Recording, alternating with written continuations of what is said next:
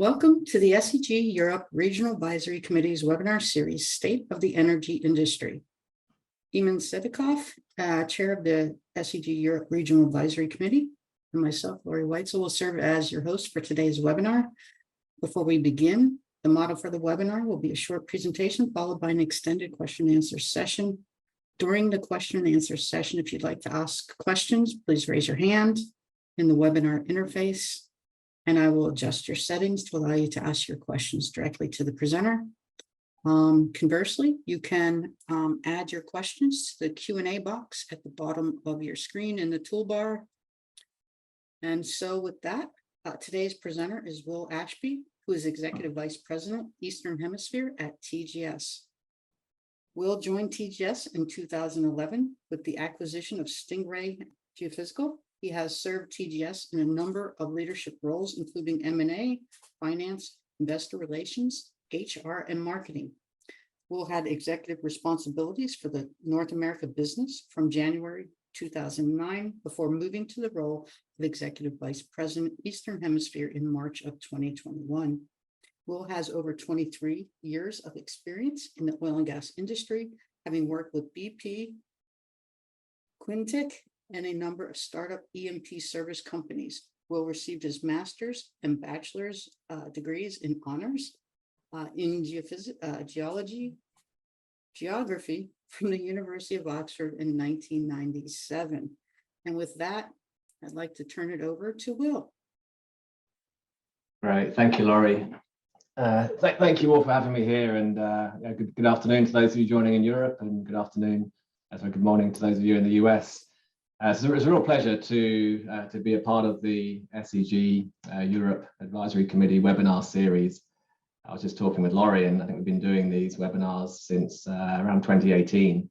So if you're not aware, you can go online, and there's a big back catalogue of webinars with some really interesting topics and some really good speakers. So I encourage you to go take a look at some of the other topics that have been presented. So I'll just start with my sort of customary forward-looking statements I need to share. And this is kind of the legal stuff, and what it basically means is that I'm going to share my own views and opinions today on the seismic industry, but they're very much my opinions. You should not rely on my opinions when it comes to making your own investment decisions. You should not buy TGS stock based on things that I say. You must go do your own research. Okay, that's the legal stuff. So in terms of what I will talk about today, this is the abstract that's been shared online, but essentially I'm going to cover three themes. So I'll start by taking a look back at kind of recent history of seismic, and it's certainly an interesting history that we've had in our industry. Then my second theme will be to look at the current market environment. What is going on today? What do I see happening over the coming years, and what does that mean for our industry? And then third and finally, I'll just spend a little bit of time talking about recent M&A activity that TGS has been participating in. We've made some interesting moves in the marketplace. We've had lots of questions around that, so I'll share a bit of information what we've been doing. So before I get into the story, just in case, I'm assuming most of you know who TGS is, but a few of you may not. So TGS, we're the leading energy data company in the world. We now have over 1,000 employees spread across the world. Our main operational headquarters are in Houston, Texas, but our financial headquarters are in Oslo. We also have a major office in London, which is where I'm based. It's a beautiful sunny day here in London, but it's very cold. We've been in business for more than 40 years. We had our 40th anniversary last year, which is quite exciting for us. In a tough industry, TGS has done remarkably well over the years through the strength of our business model and through our people and the way we go about doing business.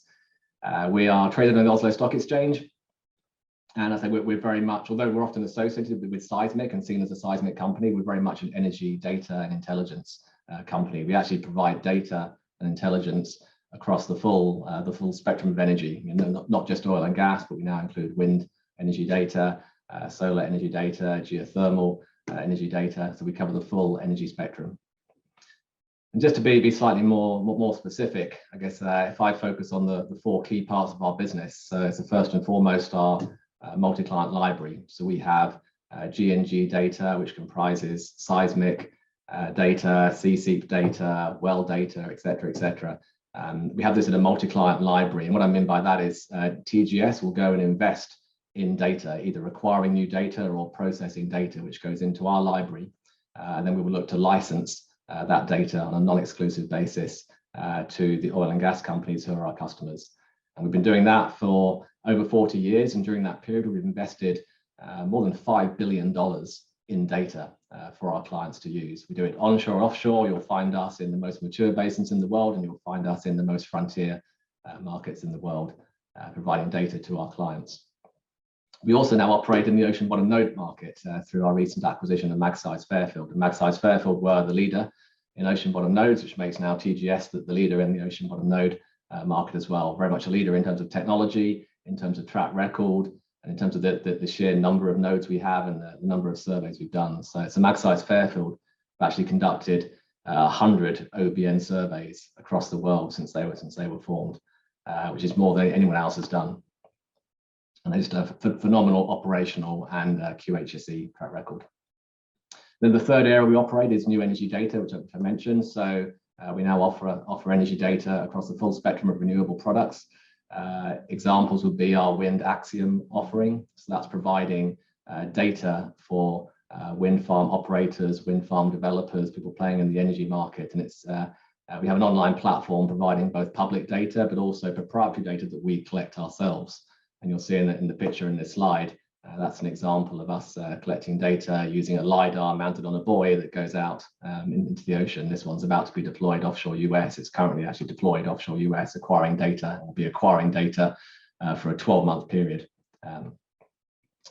We also bought a company called 4C Offshore a little while ago.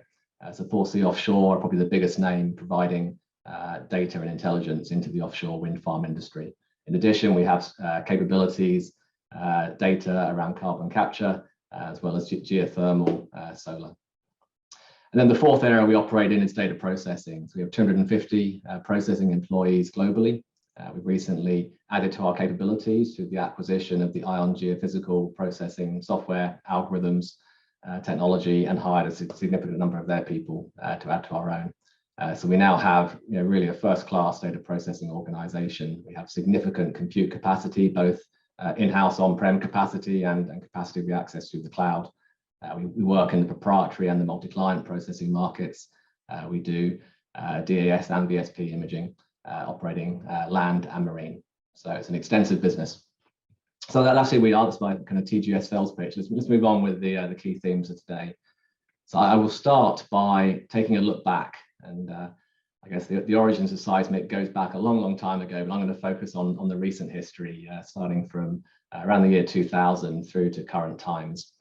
And I mean, we live and work in an industry which is very exposed to downturns. We've experienced some tough times in the seismic industry. I could easily show you a chart showing oil price. I thought what I would do is pick a chart showing seismic industry revenue to demonstrate how the revenue generated by our industry moves up and down through the downturns. And here I'm sort of pointing out key downturn events that have impacted our industry. So we came out of the end of the 1990s, was a tough period in itself.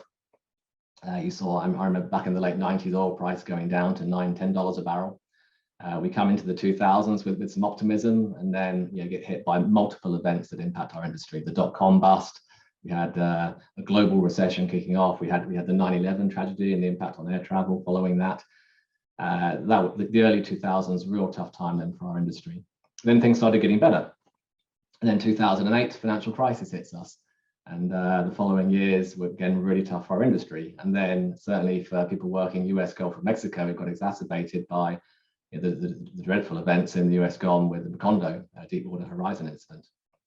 And then things started getting better again, moving into 2012, 2013. Probably 2012 was the best year I think our industry's ever experienced. A great year for exploration, a great year for seismic. And then what happens, end of 2014, coming into 2015, we see what I call OPEC versus shale. So you see Saudi Arabia, Russia, OPEC deciding to pretty much go to war with US shale, a price war, with Saudi seeking to increase their market share, reinsert their dominance over the shale business. And what did that do? It sent oil prices tumbling down and kicked off a whole new tough period for our industry. And then as pricing started to improve, People started to act more rationally. I would say 2019 was actually pretty good for our industry. And actually for TGS, 2019 was a great year for TGS. And then what happens in 2020, we have a global pandemic, which nobody could have anticipated, resulting in 2020 being the worst year our industry had ever experienced, and 2021 getting even worse. So now we think we're climbing out of that, and we think the future's better. But that's kind of the context of what happened more broadly in our industry. And then I just kind of mapped on what actually happened kind of specifically within the seismic sector. And it's kind of interesting to see sort of key events that then happened, pretty much in my mind triggered often by this kind of boom bust cycle. So if we go back to the early 2000s, then you see some major events that shaped the industry that we're in today. So you had CGG acquiring Akagiko, you had Western Geophysical merging with GF Prattler, creating the division of Western Geco. You had the PGS Veritas failed merger, and then we had PGS going into Chapter 11. So really interesting and really quite challenging time for our industry. Then we move on and things start to recover, and then you see lots of, I think on the face of it, more positive activity. You had a host of new seismic vessels being built, you had new companies being formed, and you see the big guys start to take action. So you had CGG buying Multiwave, you had Schlumberger taking full 100% ownership of GECO, you had Schlumberger buying Eastern Echo, you had CGG and Veritas merging together, you had then CGG Veritas buying Wayfield Insights, you had PGS buying Arrow Seismic, PGS buying M10, and then Polarcus was founded as a new vessel provider. Whole bunch of very positive activity, or seemingly positive activity, linked to the upcycle. And then what happens is things get a little worse, and you start to see bankruptcies. The two I remember quite clearly were Bergen Oilfield Services, Boss going into bankruptcy, RXT going into bankruptcy. But then things get better again, and you see more positive events. You see Spectrum acquiring the 2D library of CGG. You see Dolphin Geophysical being founded, and another new entrant coming into the 3D seismic space. You see CGG buying the Fugro fleet. And then things get worse again. And then we had this kind of extended period really from 2016 through to 2021, where you have big players having multiple rounds of financial restructuring. You see significant consolidation taking place around multi-client libraries. So Spectrum buying the Fugro library in 2015, then TGS particularly active. So TGS buying the Polarcus library, TGS and PGS buying the Dolphin library, TGS buying the multi-client geophysical library, TGS buying the Seabird library, TGS then buying Spectrum in 2019, and then most recently TGS buying the Ion library alongside the processing in 2022. And then on the vessel side, you see Shearwater being established in 2016, so rising from the ashes of Dolphin. You then see Shearwater buying the Western Geco vessels in 2018 as Schlumberger exit the vessel acquisition market. You see Shearwater buying the CGG vessels as CGG exit the vessel acquisition market. You see Shearwater buying some of the Polarcus vessels. You then see PXGeo sort of being established, taking some of the people from Polarcus. You see Magseis buying the carbon transition, formerly AGS Axis technology. And then finally, you see TGS buying Magseis Fairfield with that transaction closing just in the last week or so. So a lot of activity there linked to a very tough time, significant consolidation going on in our industry. But overall, as I reflect back on what's happened, overall it's not been great. You see a lot of ill discipline. You see companies springing up quickly during the good times, and then us all getting into trouble, and then significant consolidation, financial restructurings going on through the bad times.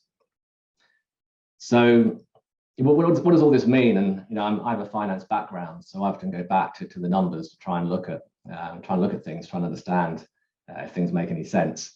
What this chart is showing, and it's the only financial chart I'm going to show today, it shows return on average capital employed for TGS and 4 other companies operating in the seismic space.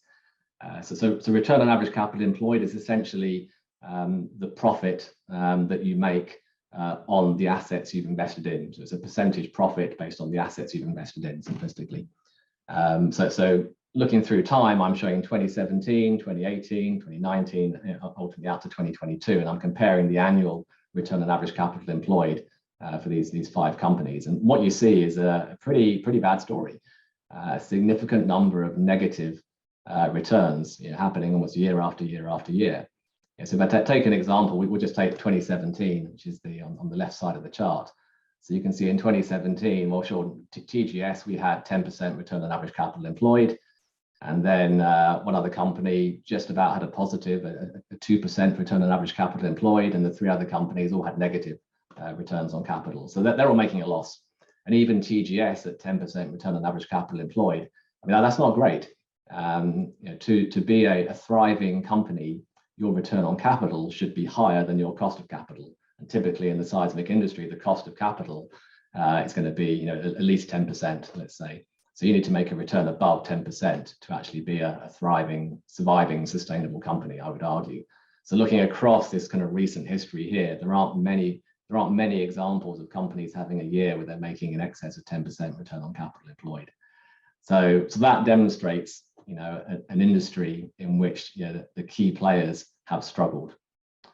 And yet seismic provides such a compelling value proposition to E&P companies. If you think about what is it we do as an industry, I mean, we provide so many benefits to our customers who are the oil and gas companies. So first of all, we allow our clients to outsource risk. All those difficult things, managing staffing, logistics, operations, utilization, handling capital investment, they're all things the oil and gas companies have outsourced to our industry. What do we do? I mean, ultimately, we provide data for exploration that de-risks their business and maximizes our clients' reserve recoveries. We provide seismic for exploration and basin screening. We provide seismic to de-risk drilling. We provide seismic to appraise resources. We provide seismic to increase reserve recovery. The multi-client business model where TGS operates primarily is all about cost sharing and collaboration. It's very, very much the sharing economy. What do I mean by that? So what I mean is TGS can provide a data set to the market, and multiple clients can come and license that data set. And they're doing it together, which means each company separately is paying a lower price than if they were to go out and acquire that data individually. It's a great example of the sharing economy. Everyone benefits. It's a win-win. We provide data in the right place at the right time. So the key to the multi-client seismic business is figuring out where do I need to go, oftentimes before our clients realize where is the best place to go. Go get that data, so when the clients need the data, we have it ready for them. So our industry invests significant amount of capital in seismic surveys. Again, TGS invested more than $5 billion over the last 40 years. And then really important, I think, during those down cycles, when you see oil and gas companies pull back from investing in exploration, you'll typically see the multi-client seismic companies continuing to invest even through the down cycles, continuing to build and refresh the library, which helps keep the industry going. Okay, and then last and not least, the industry drives technology innovation. Multiple examples on both the acquisition and particularly on the processing side of innovation that's come out of the seismic industry. So it is a compelling value proposition that we provide. And yet, why has our industry struggled? And I'll start trying to think through what for me are the key reasons we've struggled historically. I think I can group it into two categories. I mean, the first thing is, our customers have done kind of what customers do. I mean, they've done a great job at commoditizing our industry.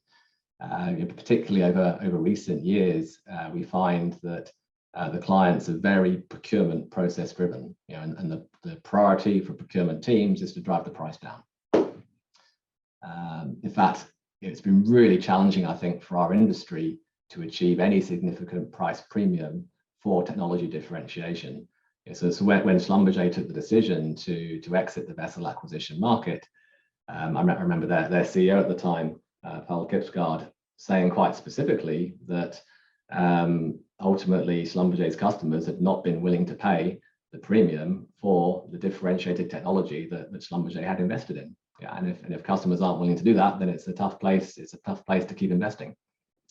So I think that the final point I'll make here in terms of our clients is they perhaps haven't had the discipline that our clients should have had when it comes to avoiding situations of overshooting. In the end, particularly in the multi-client business, we're all about investing in library data.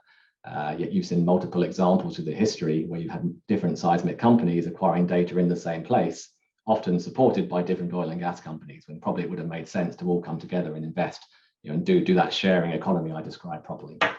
So But it's not all down to the oil and gas companies and how they operate. Actually, probably more of the reasons for the challenges in our market space have actually come back to the seismic companies and the investors in the seismic companies. And in general, the seismic industry has been linked to a lack of discipline.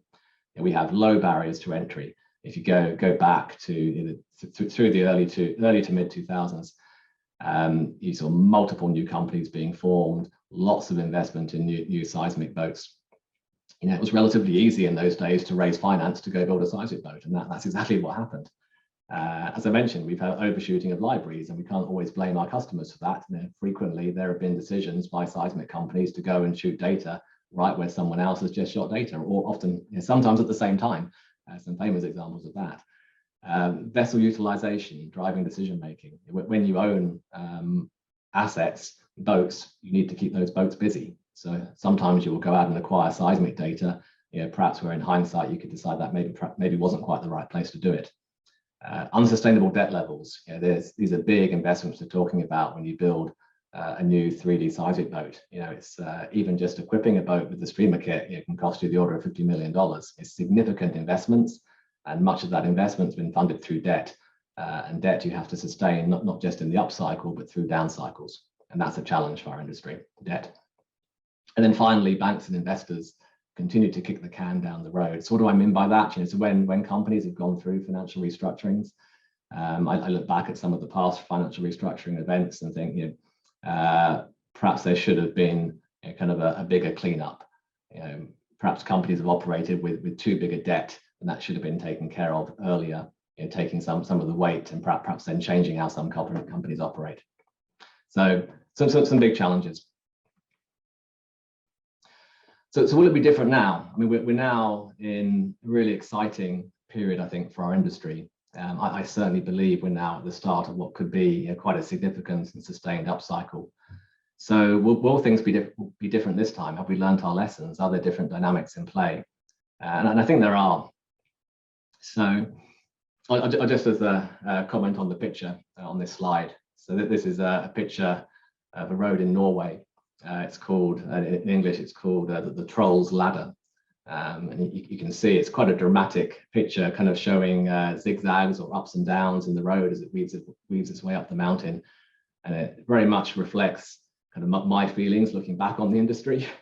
And then I kind of wonder, where does the road go? Where does it end up? So I think it's an interesting picture as we reflect on the current situation in the marketplace and where we could go moving forward.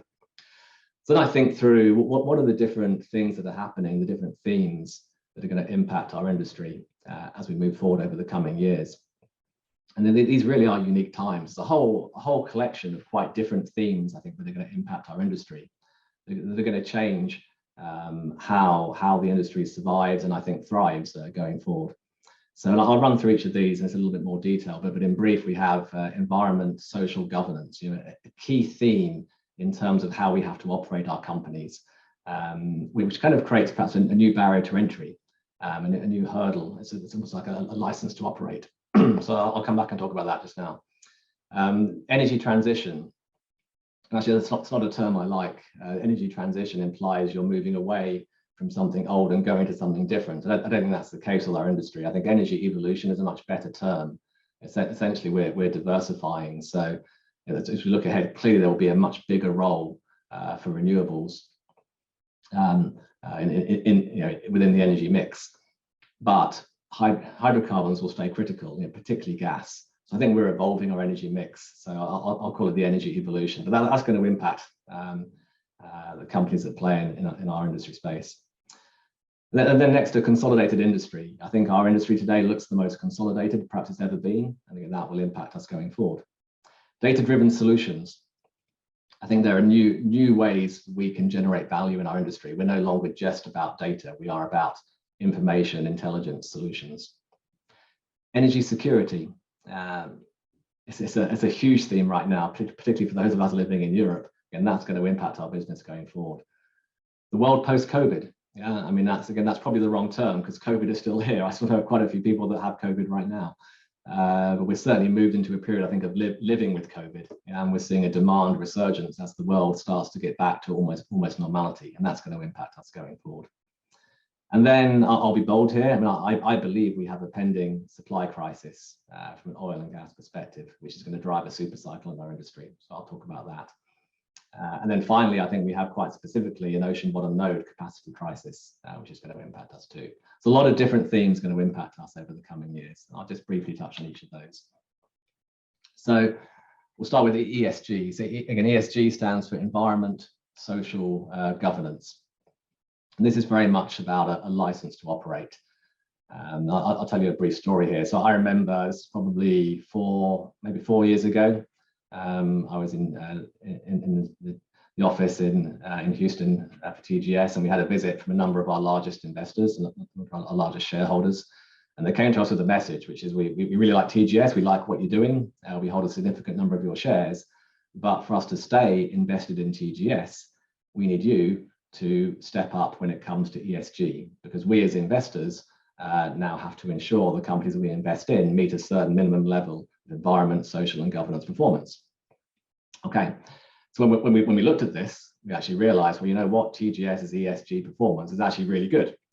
However, what we don't do a good job at is reporting that performance and sharing the information around our environment, social, governance performance more broadly with the external market, and specifically with the firms that assess ESG performance. So that's something we've been doing, disclosing more and more information as we also continue to improve the different aspects of ESG. We're actually doing quite well at it. I'm not going to go through the awards we've received, but you can see from the slide, TGS has really become an outstanding performer with respect to ESG performance. But this is something that's now critical for all companies active in the, not just in the seismic space, but in the broader oil and gas and energy space. You have to have a certain minimum level of ESG performance to demonstrate you have a sustainable company to be investable in order to continue to raise capital to run your business. So this is now critical, which means it's a tougher business now to enter. The barriers to entry, I think, are higher than they've ever been. So let's go to the next theme, the energy evolution. And this is a real opportunity for our industry. Again, if you go back and look at TGS of 10 years ago, TGS was very focused on seismic data and well data. Today, we are a broad-based energy data company. I mentioned the picture on the left, which is, to remind you, is a LiDAR mounted on a buoy. And so this measures wind speed at multiple altitudes, and it's going to be out there offshore coast of US for 12 months measuring data. We will have another 4 or 5 of these go out over the next 12 months, measuring data in other areas, basically acquiring data ahead of licensing rounds with the US government's auctioning off acreage for offshore wind farms. So a lot of similarities to the business we're in today, acquiring seismic data offshore. A lot of the same operational challenges, the same expertise and capabilities that you need to pull off one of these surveys. Picture on the right shows the largest solar park within Houston city limits. So it's actually the TGS car park. So this is actually covered parking we put in for our staff, which we opened last year. And on top of the covered parking, we actually have solar panels, which provides, I think it's over 60% of the energy needs of TGS in the US and our office there. So our solar business is not limited to that, though. That's kind of quite an exciting initiative for the benefit of our employees in Houston. What we actually do more broadly in solar is we have data and software. We bought a company called Predictor, which provides asset management software, which will help manage how companies look after and optimize their solar parks. They also operate in the wind energy space and other industries too. Just an example of one data type that TGS is applying in the solar industry. So what this means, TGS is not alone. If you look at all the seismic companies, you'll see that pretty much every single one is looking at different ways they can be engaged in this energy evolution as we look to broaden and diversify our business. Let's go to the next theme, so a consolidated industry. And as I said, I mean, this is the most consolidated that I think our industry has pretty much ever been. So I've just divided the industry simplistically into 3. So on the streamer acquisition side, you have the 2 big players now, Shearwater and PGS, and between them they have more than 80% of 3D streamer capacity. And then we have some smaller players. So you have PXGO, who has 1 3D boat. You have 2 Chinese companies, COSL and BGP, that between them have currently 3 active 3D seismic vessels. And then you have Seabird Exploration, who've been around for quite a while. They have 2D seismic and source vessel capacity. So as I said, the vast majority of vessels sitting really with 2 companies. On the ocean bottom node side, you had Magseis Fairfield as the market leader, who've now been acquired by TGS. So I put ourselves now in the tier 1 category. And then you have a number of other companies that are building up their OBN capacity. So you have Shearwater, PSGO, SAE Exploration, and BGP as well. On the multi-client side, where TGS has traditionally played, so we have TGS there as the market leader, 3 other significant size companies, CGG, PGS, and Western Geco, operating in the multi-client seismic space. And then there's a few smaller companies, probably the most significant one being Searcher Seismic. And then you also see BGP sort of playing in the multi-client space, joint venturing typically with some of the bigger players. It's a very consolidated market space, very different if you think back to my earlier slide, the number of different players and all of the activity you saw going on. Then the next theme is data-driven solutions. So we are no longer just about providing the data. There's now opportunities to think about solutions. How can you provide software as a service? How can you provide more insights? Even how can you ensure that your data is analytics ready for our clients, so that they can quickly and seamlessly take our data into their software and perform the analysis they need to perform. And there's some really good webinars that have been done on this. Quite a recent webinar done by the SEG Europe Regional Advisory Committee. So I'd advise you go back and take a look at some of those presentations. I think one thing I'll just highlight from a TGS perspective is the Versal ecosystem. So this is a platform that's been established by TGS alongside CGG and PGS, and it's a platform, a cloud-based platform where our clients, the oil and gas companies, can go online and see all of the data that they've licensed from all of these companies, including SLB as well now, who have joined the platform. And they can see not just the data they've licensed that they have access to, they can also see all of the data from the 4 biggest multi-client seismic providers. They can see all the data they've not yet licensed. So it's a great sort of one-stop place to come and take a look and see what data do you have and what data is available. It's a different way of doing business. Let's move to the next theme. So energy security, kind of one of the hottest topics, I think, over the last 12 months, which is really impacting our business. So I'll start with the chart on the right. So what I'm showing here is natural gas prices indexed back to June 2021, coming through to this chart comes just to October of 2022. And you see a period where if you focus on the blue line, which shows prices in Europe for natural gas, you see the price of natural gas peaked last year at almost 10 times the level before Russia invaded the Ukraine. I mean, it's an extraordinary increase, and it's driven by fears over access to gas. It's driven by the events we all know so well. More recently, the price has come back down closer to levels that we had before the crisis.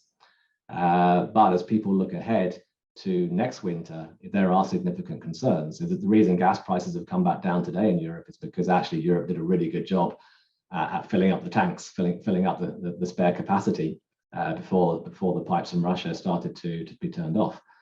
As we look ahead to next year, despite the significant investment in LNG import, I think the general view is it's going to be really tough for Europe to fill up the tanks again. There's going to be significant challenges, I think, for Europe to supply the gas that's needed to meet its demand. What's also interesting when you look at the chart is you can see the Asia spot price, which is in orange, and see how closely price movements reflect what was happening in Europe, which really highlights that gas has become very much a global market because of the way we can ship LNG around. There are examples where you had countries in Asia who had long-term contracts for LNG supply, and the suppliers chose to default on those contracts and send the LNG to Europe instead because pricing was higher. Which shows how closely we are all linked together in one global gas LNG market. It's just extraordinary. So what does all this mean for our industry? So then I point to the picture on the left. It's an announcement from Vår Energy talking about their Lupa well and a significant gas discovery in the Barents Sea. I mean, the message here is that for Europe to have energy security, we need to secure gas supplies. Yeah, LNG, I think, can only ever be part of the answer, particularly as LNG demand kicks up even further with China coming back. Europe needs to secure its own access to gas. I think there's still significant potential, particularly in the UK and particularly in the Barents Sea and particularly in the Norwegian Sea and the Atlantic margins of Norway. The challenge here is there's going to be a need for significant infrastructure investment to help bring this gas to market, which means you probably need to start seeing long-term gas contracts from the EU to suppliers of gas to help drive that investment. You also need to see more exploration taking place to prove up the resources there in order to make the economic case for more infrastructure. But this is going to be a key theme, I think, that impacts the exploration industry and the seismic industry over the coming years. And then a world post-COVID, or living with COVID, and this is very much about the demand story. And there's numerous data points on this. But I want to point to just an example looking at scheduled airline passenger numbers. So you can see more than 4.7 billion passenger journeys taking place pre-COVID. And you see a dramatic drop-off in the number of flights happening in 2020. I'm actually surprised there was still a good number of flights taking place during this period, but nonetheless, it's a dramatic drop-off. And then in 2022, you see a significant comeback for the airline industry. And all of this has significant consequences for oil demand. And of course, looking ahead, what's happening right now, so the China zero COVID policy appears to have been abandoned and China is opening up. So you're going to have a significant comeback now in demand from China, which we haven't yet experienced. So you take that on top of the demand growth you've seen across the rest of the world, demand is absolutely going to go through the roof. The chart on the right comes from the IEA. That's basically looking at different scenarios for oil demand. If you take probably the most likely scenarios, what we call the STEP scenario from the IEA, so it's their stated policies scenario. So if all the governments of the world do what's in their stated policies, that's going to mean that we hit peak oil in 2035. Even if you use the perhaps more optimistic announced pledges scenario, that's the APS scenario in yellow, I mean, even then, demand only falls by, I think it's 1.5 million barrels a day by 2030. At the same time, you're seeing production from existing fields dropping by 18 million barrels a day. So you're going to have a significant challenge here in terms of meeting demand. Then so following on, what is happening then with supply? So the chart on the left then comes from JP Morgan, and for some time JP Morgan have been big advocates of what they see as the coming super cycle. And the chart shows what happens if there is no new development of oil reserves. If we just stick with what we have today, then you see this dramatic drop-off in supply of oil. Then on that chart, they've mapped the various demand outlooks from different organizations. So you can see the IEA steps towards the left of the screen. If I can point to that with my mouse, you may be able to see it. And then you see the most optimistic or the lowest demand scenario is also that IEA announced policy scenario. So there's a big challenge. So the IEA, so JP Morgan have looked at what do we need to do then to address this supply demand gap? And the answer for them is the world needs to find $1.3 trillion of incremental investment by 2030 in order to meet these demand outlooks. I mean, $1.3 trillion. And let's put that into context. So this is the time of year when the various analysts who follow our industry are looking at different guidance being given from oil and gas companies and trying to work out, well, how much is upstream capex spend going to increase or decrease? And the answer for 2023 right now, according to most analysts, is you're going to see about a 15% increase in capex spend in 2023 compared to 2022. And that translates to about, in round numbers, that's about $50 billion of extra investment. So $50 billion, I mean, that's a long way off the extra $1.3 trillion that we need to find by 2030. So oil and gas companies are going to have to significantly increase beyond the levels they're increasing in 2023 to have any chance of meeting this demand scenario. And then the backdrop here, if you look at the chart on the right, I showed earlier the spending on seismic. This is now looking at total exploration spending, so not just seismic spend, but also spending on exploration wells. And it's the same picture. You've seen there's been a dramatic fall off in spending on exploration really since 2015.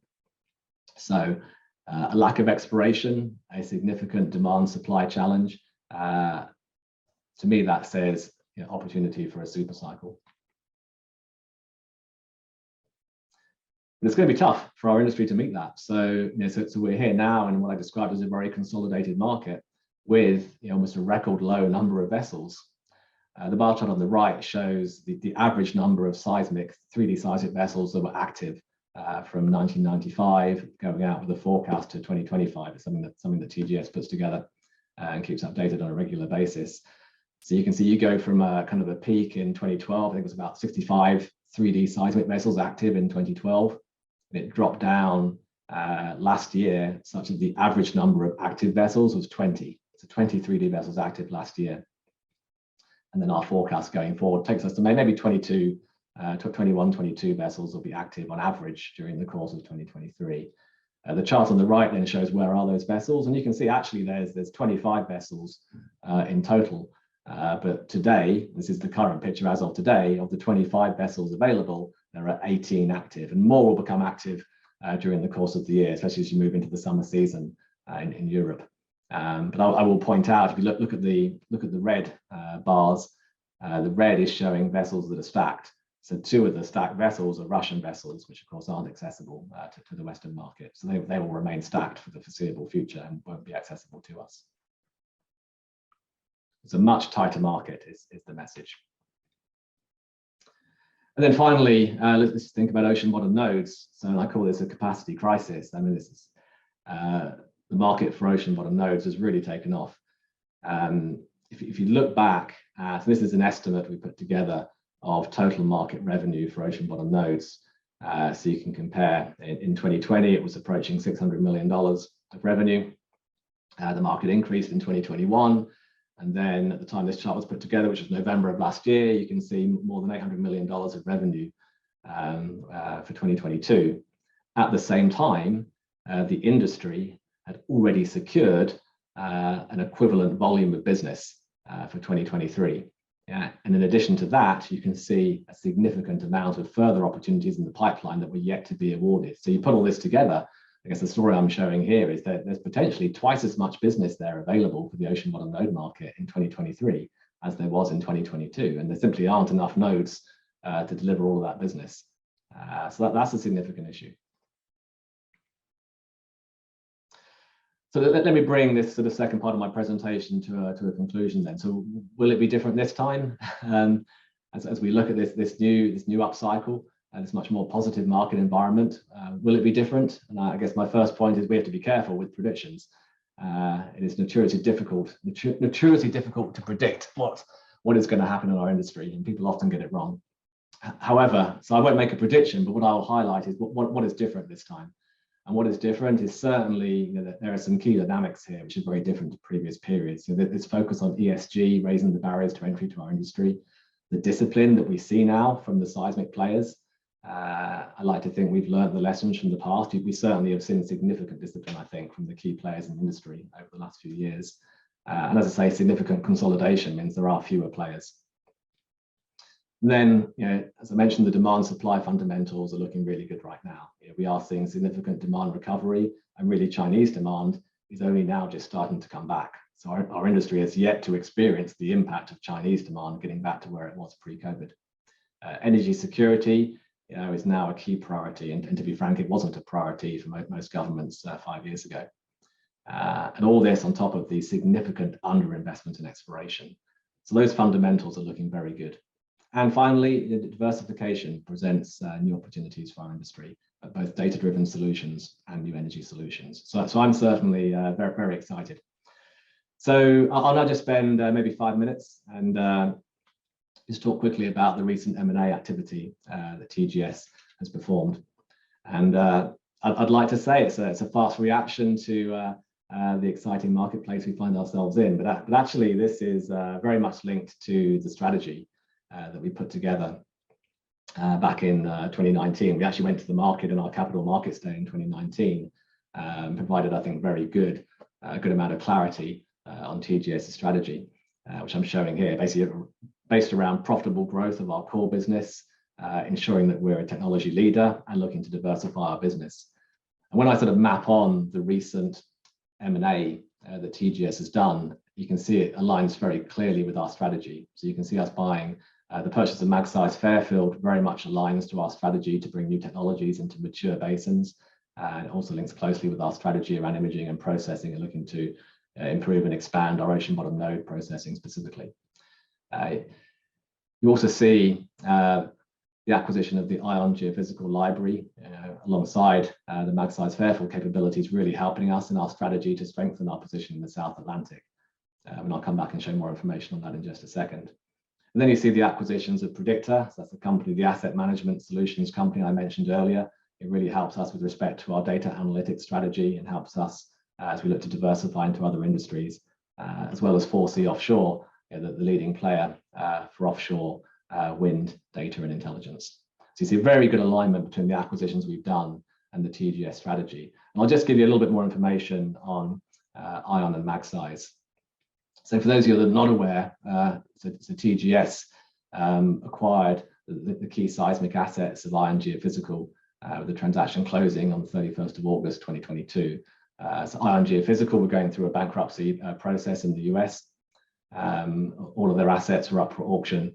So TGS purchased their 3D and 2D seismic library, and that significantly added to our own library. Particularly, you see in the graphic on the top right of the slide, a significant further increase to our library in Africa and Middle East and our library in Latin America.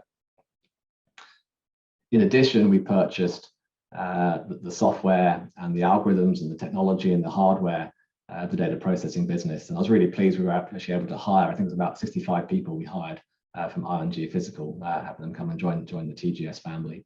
And that's really helped us to further boost our own imaging data processing offering for our clients. And then finally, we also purchased the ION low frequency source. So this was a technology which ION have been developing for a couple of years. Worked very closely with a number of clients to demonstrate the benefits of using low frequency sources in seismic surveys, and been really well received by clients. And I was really pleased that TGS was able to pick this up so our clients can continue to use that low frequency source in seismic surveys going forward. And then on Magseis Fairfield, so this is something that TGS announced its intent to acquire the shares of Magseis Fairfield actually back in August of last year. Different kind of transaction. Magseis Fairfield was listed on the Oslo Stock Exchange. There's a certain route you have to go through as you acquire the shares.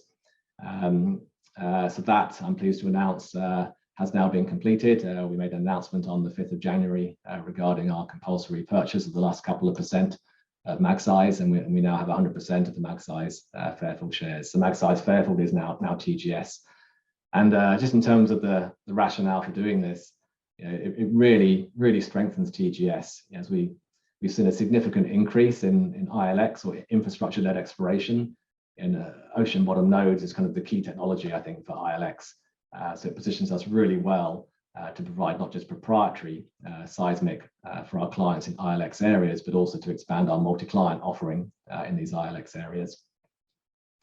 There's I think when we look at growth in seismic, key growth is going to be around seismic for development, seismic for producing fields, and 4D seismic. Again, ocean bottom nodes is absolutely critical for that.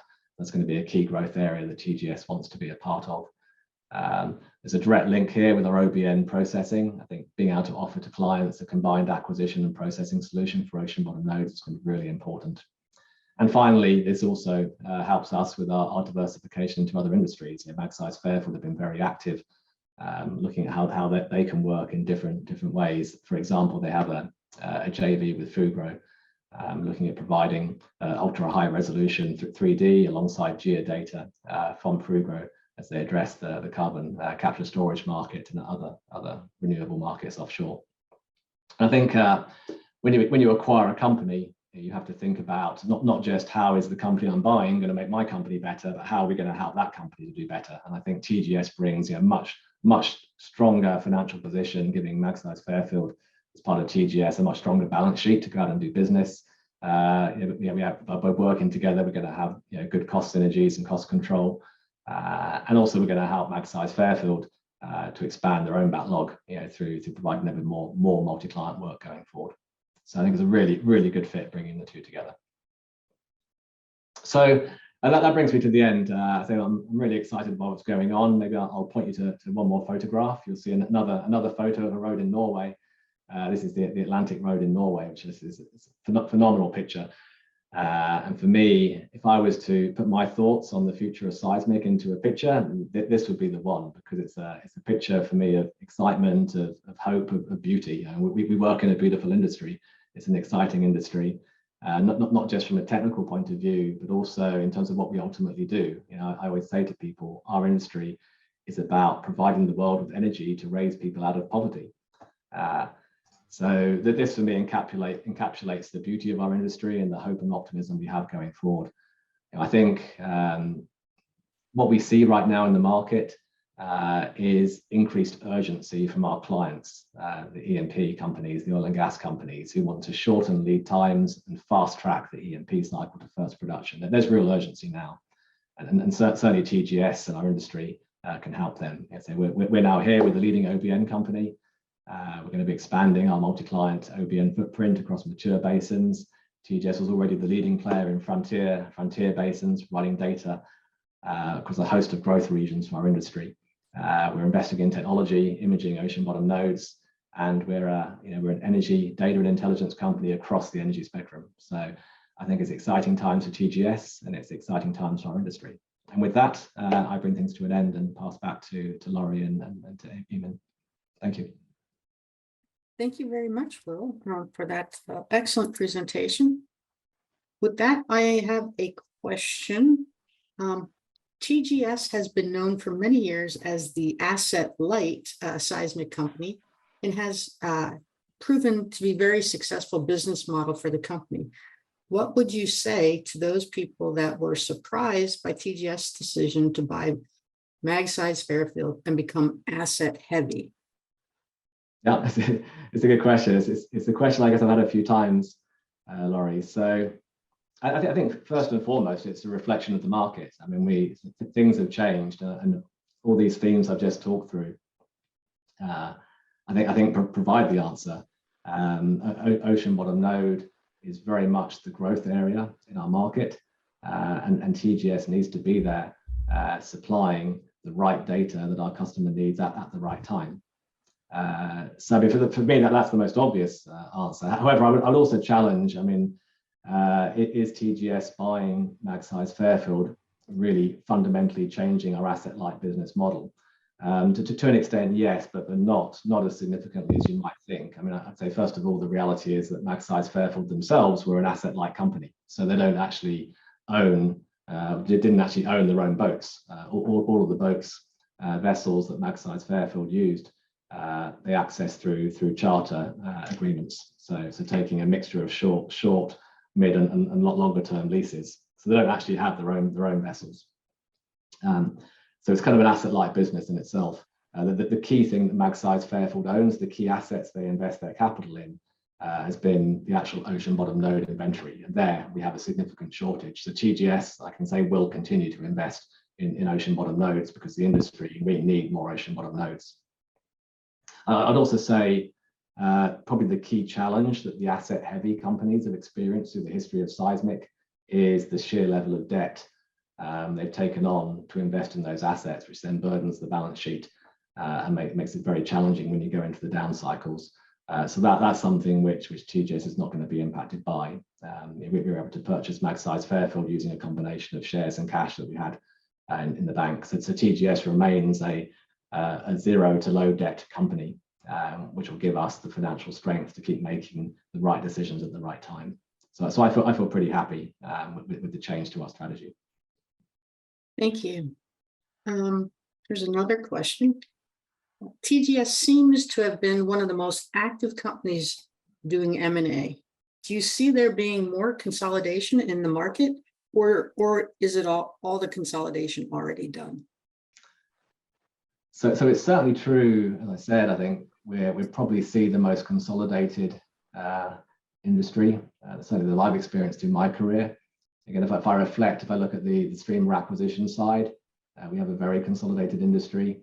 I mean, you can never say never, Laurie. That's certainly one thing I've learned through my career. You can never say never, but right now I don't see a particular need for further consolidation on the streamer acquisition side. I think in terms of ocean bottom node, there's a few more players. There's a number of smaller players looking at ocean bottom nodes, recent entrance to the market. It's probably too early for me to comment there, having just bought Magseis Fairfield. I think we need to see how that acquisition goes, learn more about the market space. But I don't anticipate further near-term consolidation there, but I could be wrong. I think on the multi-client side, it's probably more active players. However, if we look at the most obvious acquisition candidates in terms of smaller and mid-sized companies, they've all been acquired pretty much over the last few years. So again, I'm not expecting significant consolidation activity over the next year or so, but never say never. So. How soon do you see all ocean surveys using low frequency sources as part of their implementation? Yeah, I'm not sure we'll ever go all surveys use low frequency sources. I think it's a good question to actually ask our customers. What I can say is I think the low frequency source that we have from ION Geophysical is the most proven, the most mature of the low frequency sources, but there are others out there in development. So that there'll be at least one other coming to market very soon. It's already been through testing and a number of pilot surveys supported by a couple of oil companies. So I certainly see it increasing over the coming years. But I guess our industry has proven that it's sometimes a struggle to have clients pay the right price for differentiated technology, which can be an impediment to the rollout of new technologies. So I think what we'll see, at least for the next couple of years, is the low frequency sources being applied in specific basins where there will be maybe key drivers for that technology. I also think we'll see certain oil companies very much act as champions. There's probably three to four oil companies that have already made the decision that they really want to use this in more and more surveys going forward. But it'll take time, I think, for others to jump in and follow those early adopters. So a little while yet, I think is the answer. Thank you. Our next question: Chinese companies are leading land seismic acquisition. Do you see a more aggressive approach by the Chinese companies in the marine seismic space as well? Yeah, I guess I would challenge that they're leaving the onshore market, and there's still significant onshore acquisition being performed by the Chinese companies, but both in China and internationally. But certainly the portion of marine seismic being acquired by the Chinese companies has increased. So from a streamer perspective, I mean, that there's not significant capacity sitting with the two main Chinese players. I think it's important for them, but the real priority, certainly for BGP, I think, is on the ocean bottom node side. So BGP are probably the other big player alongside TGS when it comes to ocean bottom node supply. They've done significant contracts in the Middle East over the last few years. So I think that will continue to be a priority area for them. But I think onshore will continue to be a priority for BGP as well. All right, thank you. We have another question. Looking ahead at the future of the seismic market, what excites you the most? Man, that's tough because there's quite a few things that excite me. So I would say maybe I can answer. Maybe I'll give you two answers, Laurie, if I may. I think first of all, from a sort of pure business perspective, I'm really excited by the rejuvenation in frontier exploration. And I think what we're going to see over the next couple of years is certain frontier markets become kind of key growth markets for our industry. I think there's a number of places in Africa and a number of places in Asia where TGS actually have done significant G&G work, evaluating prospectivity and sharing some of those results with our clients, where, I mean, the prospectivity looks really exciting. I think that combined with the better market conditions is going to generate some real interest and some real opportunities in Africa and Asia. And I'd also add that frontier exploration in Norway and the United Kingdom is far from over. There are some really exciting opportunities there, and the drive for gas, I think, is going to cause a lot of activity, particularly in places like the Atlantic margins, but also potentially the Barents Sea. Norway could be due a comeback, I think. That's the first part of my answer. I think, look, Laurie, the other thing that excites me is the opportunity for people. Our industry has been through a real tough time, and we've seen a lot of really good people leave the industry over this prolonged tough period, and that's been very sad. I think now with things improving, and I firmly believe we're coming towards a super cycle for our industry. I think it's an opportunity, firstly, for some of these good people that have left our industry to hopefully come back. So that excites me. But I also see this now as it's still a great industry for us to bring new talent, new graduates coming out of university, coming to work in such an exciting space. I think that for me is possibly the most exciting thing going forward. So shallow hazards and shallow seismic, do you see an evolution of companies, a range of companies in that space? I think, Laura, this question could be leading in one or two or perhaps both directions here. I mean, we're certainly seeing a significant amount of shallow and transition zone seismic being acquired, particularly in the Middle East, using ocean bottom nodes. I mentioned the Chinese companies earlier. That's certainly a strength area for those guys. Also, we see, though, a lot of new activity linked to carbon capture storage, but also to offshore wind farms with this kind of shallow hazard surveying is becoming more and more important, particularly for when you think about positioning wind turbines on seabeds.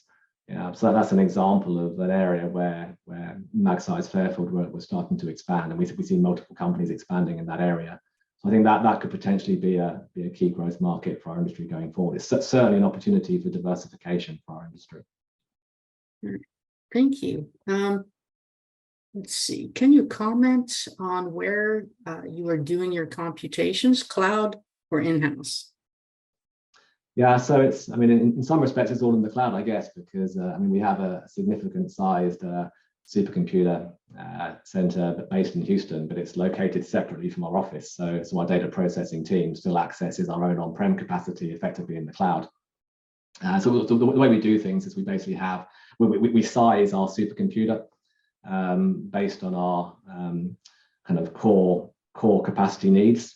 But then when we go over that certain baseline during peaks of demand, then we'll go onto the cloud, and we use one of the major providers.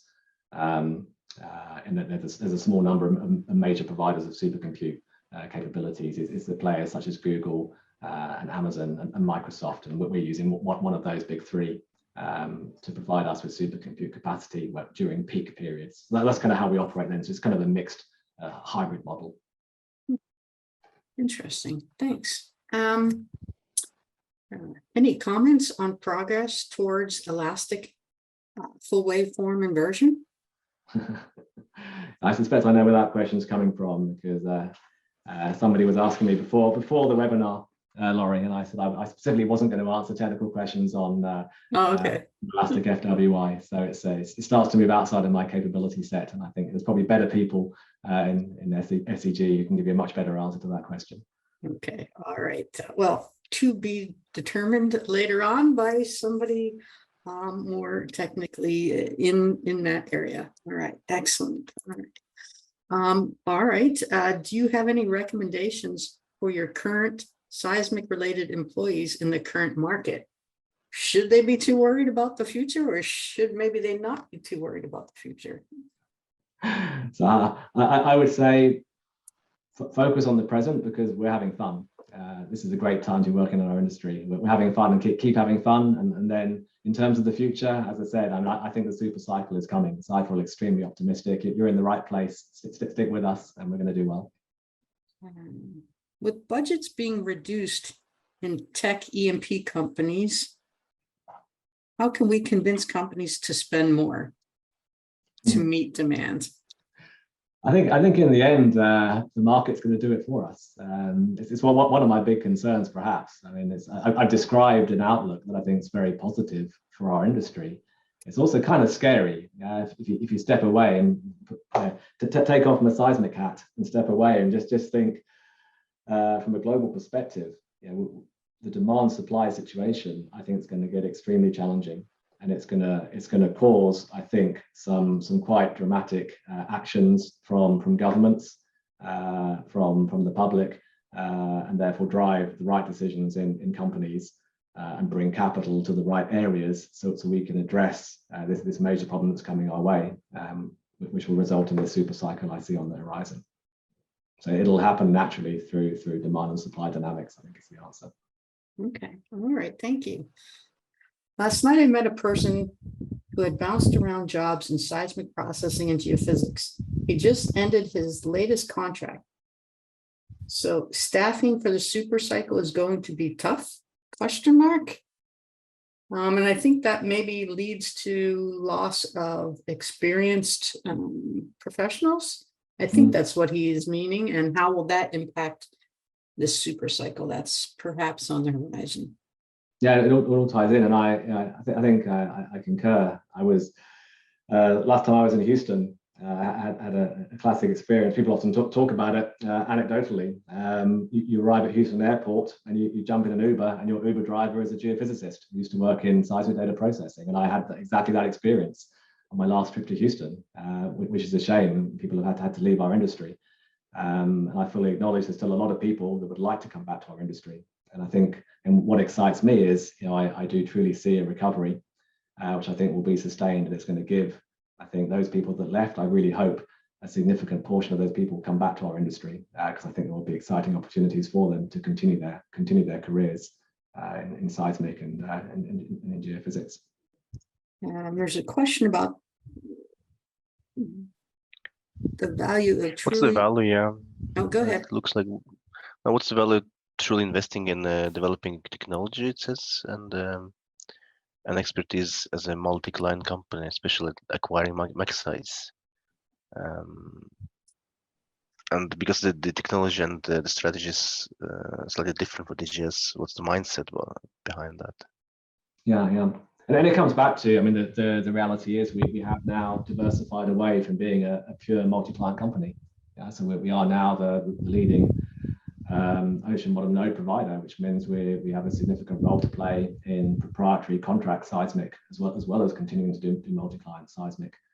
I think we therefore are a leading technology player, and will continue to be so. So the TGS of today is different to the TGS of a year ago. Say reflecting the realities and the opportunities in the marketplace. All right. So with that, thank you very much, Will. Thank all of you for attending the SEG Europe Regional Advisory Committee's webinar as part of our webinar series, The State of the Energy Industry. Please respond to the webinar follow-up email. Let us know what you liked, what we could do better, and suggestions for future webinar topics. Please look for our social media posts to register for future webinars. Again, I would like to thank all of you for attending today, and thank you very much, Will, for preparing an interesting webinar presentation for all of us. So with that, have a great day. Thank you, Laurie.